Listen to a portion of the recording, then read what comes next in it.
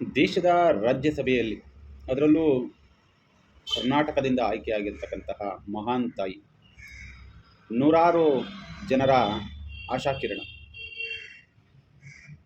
ಬದುಕಿನ ಆಸರೆಗೆ ಬೆಲೆ ಕೊಟ್ಟು ಮಾತನಾಡುವ ಮಹಾತಾಯಿ. ಸ್ನೇಹಿತರೆ, ಕರ್ನಾಟಕ ರಾಜ್ಯದಿಂದ ಈ ದೇಶದ ಸರ್ವೋತ್ತಮವಾದಂತಹ ಒಂದು ಸ್ಥಾನ ರಾಜ್ಯಸಭೆಗೆ ಆಯ್ಕೆಯಾಗಿರ್ತಕ್ಕಂತಹ ಶ್ರೀಮತಿ ಸುಧಾಮೂರ್ತಿಯವರು. ಈ ದೇಶದ ರಾಜ್ಯಸಭೆಯಲ್ಲಿ ಹಲವಾರು ವಿಚಾರಗಳಲ್ಲಿ ಗಂಭೀರವಾಗಿ ಚರ್ಚೆಗಳಾಗುತ್ತೆ. ಇಂತಹ ಚರ್ಚೆಗಳ ಸಂದರ್ಭದಲ್ಲಿ ಅವರೊಂದು ವಿಚಾರವನ್ನು ಎತ್ಕೊಳ್ತಾರೆ. ಏನು ಇತ್ತೀಚಿನ ದಿನಗಳಲ್ಲಿ ಅತಿ ಹೆಚ್ಚು ಅಪಘಾತಗಳು ಆಗ್ತಿರೋದಕ್ಕೆ ಮೂಲ ಕಾರಣ ಚಾಲಕರು ಅನ್ನುವ ರೀತಿಯಲ್ಲಿ ಅವರ ಹೇಳಿಕೆಗಳು ದಾಖಲಾಗುತ್ತೆ. ಇದನ್ನು ದೇಶವನ್ನು ಆಳುತ್ತಿರುವಂತಹ ಪಕ್ಷದ ಪರವಾಗಿ ತನ್ನ ಪಕ್ಷಕ್ಕೆ ಸೀಮಿತವಾದಂತಹ ಹೇಳಿಕೆಯನ್ನು ಕೊಟ್ಟರೋ, ಇಲ್ಲ ಓಲೈಕೆ ರಾಜಕಾರಣ ಅಂತ ಏನು ಮಾಡ್ತಾರೆ ಅದಕ್ಕೆ ಸಂಬಂಧಪಟ್ಟವಾಗಿ ಹೇಳಿಕೆಯನ್ನು ಕೊಟ್ಟರೋ, ಇಲ್ಲ ಕೇಂದ್ರ ಸರ್ಕಾರವನ್ನು ಹೊಗಳಬೇಕು ಅಂತಕ್ಕಂತಹ ಒಂದು ಧಾವಂತದಲ್ಲಿ ಈ ಹೇಳಿಕೆಗಳನ್ನ ಕೊಟ್ಟರು ಅಂತಕ್ಕಂಥದ್ದು ಒಂದು ದೊಡ್ಡ ಪ್ರಶ್ನೆಯಾಗಿ ಕಾಣುತ್ತೆ.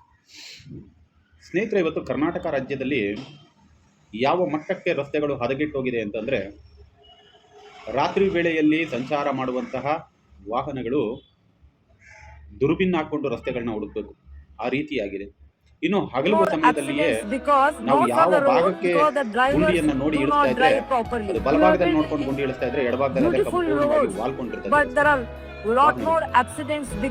ಆ ತರದ ಸನ್ನಿವೇಶಗಳಿರ್ತಕ್ಕಂತಹ ಸರಿಯಾದ ರೀತಿಯಲ್ಲಿ ಸಮರ್ಪಕವಾಗಿ ನಿರ್ವಹಣೆ ಮಾಡೋದಕ್ಕೆ ಕೇಂದ್ರ ಸರ್ಕಾರಕ್ಕೆ ಆಗಲಿ ರಾಜ್ಯ ಸರ್ಕಾರಕ್ಕೆ ಆಗಲಿ ಒಂದು ಮಾರ್ಗಸೂಚಿಯನ್ನು ಕೊಡಬೇಕಾದಂಥದ್ದು ಉತ್ತಮವಾದ ವೇದಿಕೆಯಲ್ಲಿ ತಾವೆಲ್ಲರೂ ಕೂಡ ತುಂಬ ಅತ್ಯುತ್ತಮವಾದಂತಹ ಚಿಂತಕರು. ತಾವುಗಳು ಈ ರೀತಿಯಾದ ಹೇಳಿಕೆಗಳನ್ನ ಕೊಡೋದು ಎಲ್ಲೋ ಒಂದು ಕಡೆ ಓಲೈಕೆ ರಾಜಕಾರಣಕ್ಕೆ ತಾವುಗಳು ಕೂಡ ಇಳಿದ್ರ ಅನ್ನುವಂತಹ ಒಂದು ದೊಡ್ಡ ಪ್ರಶ್ನೆ ನಮ್ಮನ್ನ ಕಾಡುತ್ತೆ. More accidents because not for the road, because the drivers do not drive properly. You have built beautiful roads, but there are lot more accidents because not for the road, because the drivers do not drive properly. The drivers get licensed by some methods, and there are ಒಂದು ಲೆಕ್ಕಕ್ಕೆ ನಿಮ್ಮ ಮಾತನ್ನ ಒಪ್ಪಿಕೊಳ್ಳೋಣ. ಇವತ್ತು ಹಲವಾರು ವೈಜ್ಞಾನಿಕವಾಗಬಹುದು ಮತ್ತು ವೈದ್ಯಕೀಯವಾಗಬಹುದು. ಒಬ್ಬ ಚಾಲಕನಿಗೆ ಸರಾಸರಿ ಎಷ್ಟು ಗಂಟೆಗಳ ವಿಶ್ರಾಂತಿ ಅವಶ್ಯಕತೆ ಇದೆ? ಅವನು ರಸ್ತೆಯಲ್ಲಿ ಸುಗಮವಾಗಿ ವಾಹನವನ್ನು ಚಲಾವಣೆ ಮಾಡಬೇಕು ಅಂದರೆ ಇಂತಿಷ್ಟು ಗಂಟೆಗಳ ನಂತರದಲ್ಲಿ ರೆಸ್ಟ್ ತಗೊಳ್ಬೇಕು ಅಂತಕ್ಕಂತಹ ನಿಯಮಗಳಿದೆ. ಆದರೆ ಇವತ್ತಿನ ತಮ್ಮಂತಹ ಕಾರ್ಪೊರೇಟ್ ಕಂಪನಿಗಳ ಪರವಾದಂತಹ ಹಲವಾರು ಕಾರ್ಪೊರೇಟ್ ವ್ಯವಸ್ಥಾಪಕರುಗಳು ಕಂಪನಿಗಳ ಪರವಾಗಿ ಹೇಳಿಕೆಗಳನ್ನ ಕೊಟ್ಟಿರತಕ್ಕಂಥದ್ದನ್ನು ತಾವುಗಳು ಗಮನಿಸಿರಬಹುದು.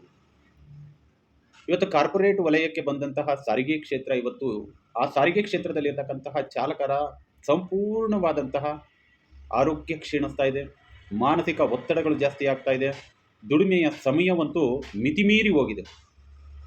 ತಾವುಗಳು ಸರ್ಕಾರಿ ಅಧಿಕಾರಿಗಳಿಗೆ ಕರ್ತವ್ಯ ನಿರ್ವಹಿಸುವಂಥವ್ರಿಗೆ ಟೀ ಬ್ರೇಕು, ಲಂಚ್ ಬ್ರೇಕು, ಆ ಕಡೆ ಹೋಗಿ ಬರೋದಕ್ಕೆ ಈ ಕಡೆ ಹೋಗಿ ಬರೋದಕ್ಕೆ ಅದರಲ್ಲಿ ಸರ್ವರ್ ಡೌನ್ ಇಲ್ಲ, AC ರೂಮು, ಕರ್ಕೊಂಡು ಬರೋದಕ್ಕೆ ವ್ಯಕ್ತಿಗಳು, ಸರ್ಕಾರದ ಖರ್ಚು ವೆಚ್ಚಗಳ ಜೊತೆಯಲ್ಲಿ ವಾಹನಗಳ ಸವಾಲು, ಇವೆಲ್ಲವನ್ನು ಕೂಡ ಕೊಟ್ಟು ಅವರಿಗೆ ಸಮಯವನ್ನು ನಿಗದಿಪಡಿಸ್ತೀರಾ. ಇಷ್ಟೇ ಗಂಟೆಗಳ ಕಾಲ ತಾವುಗಳು ಕರ್ತವ್ಯವನ್ನು ನಿರ್ವಹಿಸಬೇಕು ಅಂತ. ಆದರೆ ಒಬ್ಬ ಚಾಲಕನಿಗೆ ಯಾರು ಸಮಯವನ್ನು ನಿಗದಿಪಡಿಸೋದು ಅನ್ನೋದು ಇಲ್ಲೊಂದು ದೊಡ್ಡ ಪ್ರಶ್ನೆಯಾಗಿ ಕಾಡುತ್ತೆ.